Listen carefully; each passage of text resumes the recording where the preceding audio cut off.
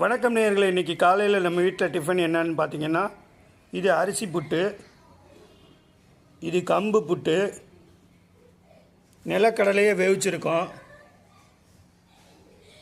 இந்த நிலக்கடலை நல்லா பெருசாக இருந்துச்சு, சந்தையில் தான் வாங்கினோம்.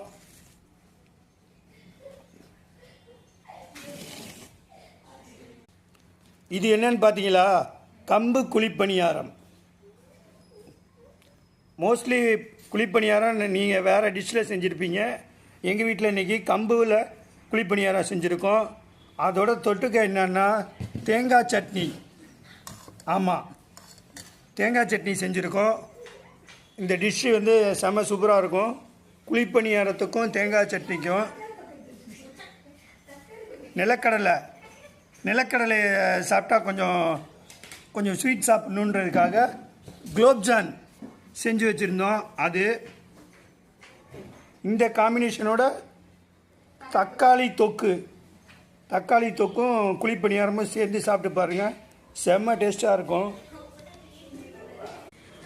உங்கள் வீட்டில் இன்றைக்கி, அதாவது சண்டே காலையில் என்ன டிஃபன் செய்கிறீங்கன்னு எனக்கு கமெண்ட் பண்ணுங்கள்.